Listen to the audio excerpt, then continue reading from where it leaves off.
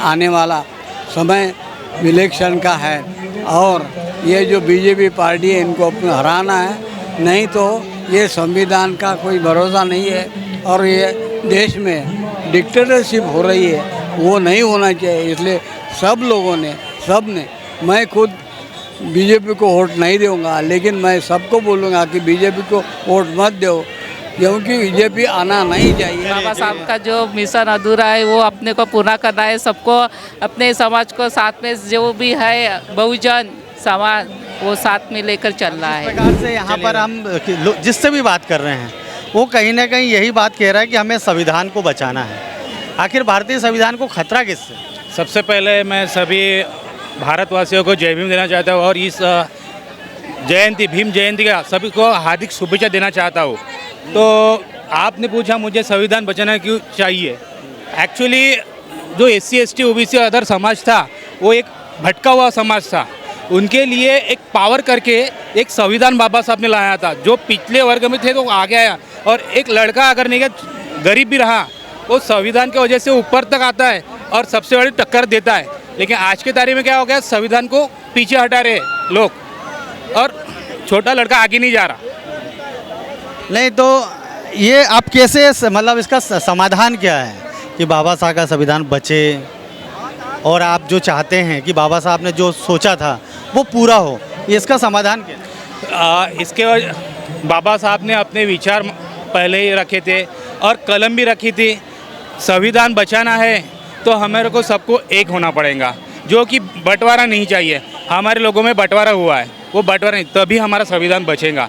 और सबसे अहम है संविधान सबने पढ़ना चाहिए, तभी उसका पावर पता चलेगा और आदमी टीका रहेगा और संविधान भी बचा रहेगा। आज तो बाबा साहब अम्बेडकर की 133वीं जयंती है, तो सभी इसी प्रकार मनाते हैं। सभी अच्छे से यहाँ पे आते हैं संविधान चौक में और सब एक होके सबको यही संदेश देना है कि सब एक ही होके रहो और ऐसे ही मनाते रहो। आप क्या संदेश देना चाहती हैं बाबा साहब की जयंती पर? आप लोग जब 14 अप्रैल आता है तो क्या मन में रहता है कि हम 14 अप्रैल को ऐसा क्या खास करें जो यादगार बने? बहुत खास करने की इच्छा होती है, इतनी इच्छा कि 8 दिन से हम लोग तैयारी करने लगने जाते हैं और ये करेंगे वो करेंगे। मतलब इतनी खुशी रहती है इस दिन का कि हम लोगों को उसका अंदाज़ा नहीं है, इतनी खुशी होती है। और दूसरी बात यह है कि आज के दिन कब आए कब नहीं ऐसा लगता है। और बाबा साहब ने जितना ये लोगों जितना किया है वो शायद कोई किया है नहीं है, पर बाबा साहब ने बहुत अच्छा संदेश दिया है सबको एक रहने का और सबको मिलजुल कर रहने का, यही संदेश दिया है। हम तो बाबा साहब के विचारों पर चलने वाले हैं। उनका नारा एक ही है, समता स्वातंत्र्य बंधुता। हर साल हम इसी तरह परिवार के साथ यहाँ आते हैं और उनको नमन करके जाते हैं। अच्छा, और कुछ खास संदेश पूरे देश के लोगों को? पूरे देश के लोगों को यही संदेश है कि सभी लोगों ने एकजुट होकर बाबा साहब के जो विचारों को है अपनाने को होना। डॉक्टर बाबासाहेब आंबेडकर यांची विश्वरत्न परमपूज्य डॉक्टर बाबासाहेब आंबेडकर यांची 133वी जयंती, ही जयंती साजरी करण्याकरिता आणि विश्वरत्न परमपूज्य डॉक्टर बाबासाहेब आंबेडकरांना अभिवादन करण्याकरिता आम्ही सर्व अखिल भारतीय सफाई मजदूर काँग्रेस संघटनच्या वतीने सर्व आम्ही या ठिकाणी संविधान चौकामध्ये येऊन डॉक्टर बाबासाहेब आंबेडकरांना माल्य अर्पण करून त्यांना अभिवादन केलं। डॉक्टर बाबासाहेब आंबेडकर हे आमच्यासाठी महान पुरुष म्हणून नाही, महान पुरुषच आहेत आमच्यासाठी। आणि डॉक्टर बाबासाहेब आंबेडकरांनी जे आपल्या जनतेसाठी केलं ते कमी आहे आणि आम्ही डॉक्टर बाबासाहेब आंबेडकरांचे हे उपकार कधी जिंदगीभर भूलणार नाही आणि विसरणार नाही, एवढं बोलून मी इथंच थांबतो। जय भीम। मैं बाबा साहब के जयंती के उपलक्ष्य में यही बोलना चाहूँगी कि सबने मिलजुल कर एकजुट होकर बाबा साहब की जयंती मनाएं और बाबा साहब ने जो रथ यहाँ तक लाया है उसको सही सलामत आगे इसी तरह से लेके जाए, बस यही बोलना चाहूँगी। जय। चले जय। और यहाँ आकर बहुत अच्छा लग रहा है मुझे। और पहली बार आए क्या? जी, हमेशा आता हूँ मैं यहाँ पर। और बाबा साहब के बारे में क्या बताना, बाबा साहब के बारे में बताना यानी सूर्य को अगरबत्ती का प्रकाश दिखाने जैसा होगा। देश के लोगों को क्या संदेश? देश के लोगों को यही संदेश देना हो कि मानव को मानव समझकर उनके साथ व्यवहार करना चाहिए। जैसे कि बाबा साहब ने बताया, बाबा साहब ने बहुत उनके बारे में क्या कहना, शब्द नहीं सोचते बाबा साहब के बारे में। बस एक थोड़ा सा मैं 4 लाइन अपना गीत सुनाना चाहता हूँ बाबा साहब के उपलक्ष्य में।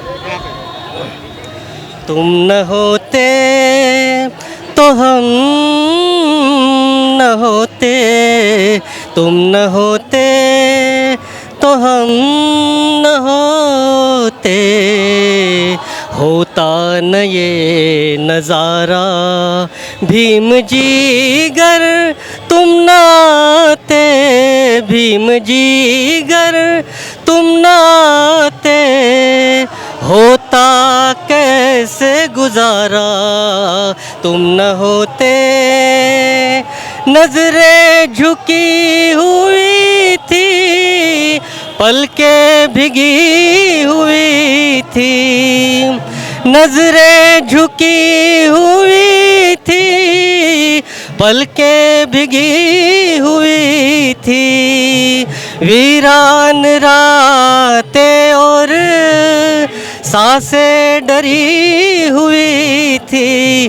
तुम न चलते तो हम न चलते, तुम न चलते तो हम न चलते, मिलता न ये किनारा, मिलता न ये किनारा, भीम जी गर तुम न आते, भीम जी गर तुम न आते, होता कैसे गुजारा तुम न होते तो हम न होते, तुम न होते। धन्यवाद धन्यवाद धन्यवाद, बहुत जो अच्छा। क्या बोलते हैं संविधान लिखा है, मैं उस पर अमल करती हूँ और मेरे बच्चों को भी अमल करवाती हूँ। मुझे बाबा साहेब बचपन से ही बहुत प्यारे थे। मैं अपने स्कूल में जब छोटी पढ़ाई करती तब भी अपने मायके में दीक्षा भूमि जाती थी। और अभी मैं हमारी पूरी संगठन के तरफ से, अखिल भारतीय संगठन के तरफ से, आज इनके वजह से मैं यहाँ बाबा साहेब को माला अर्पण करने आई हूँ। और मैं चाहती हूँ कि मैं उन्हीं की शिक्षा और आगे तक प्राप्त करूँ और सारी लेडीज़ों को अपना उनका संविधान बताते हुए और आगे बढ़ाऊँ। बस यही बोल। मेरा नाम विक्की प्रकाश बड़ेल है। मैं अखिल भारतीय सपा मजदूर कांग्रेस संगठन से महाराष्ट्र सचिव हूँ। आज परम पूज्य विश्वरत्न डॉक्टर बाबासाहेब आंबेडकर राज्यघटनेचे शिल्पकार यांची जयंती आहे। या निमित्त मी नागपूर शहराला, संपूर्ण देशवासियांना एक संदेश या जयंतीनिमित्त देऊ इच्छितो कि आने वाला जो समय है, ये 19 तारीख को लोकसभा 2024 का चुनाव है और इस चुनाव के चलते बाबा साहब ने जो संविधान लिखा है त्या संविधानाबाबत मी असंच एक मन आपल्या सगळ्यांना नागरिकांना सांगू इच्छितो की संविधान वाचाल तर वाचाल, संविधान पढ़ो और संविधान पढ़ेंगे तो बचेंगे। वाचाल तर, मराठीमध्ये म्हण आहे, वाचाल तर वाचाल, तर डॉक्टर बाबासाहेब आंबेडकरांचं संविधान वाचाल तरच तुम्ही वाचाल। अगर बाबा साहब का संविधान पढ़ेंगे तभी हम बचेंगे। बहुत ही अच्छी बात कही और इसी के साथ धन्यवाद। आप देख रहे हैं WLBS न्यूज़। चैनल को सब्सक्राइब करना और बेल आइकन को प्रेस करना ना भूलें।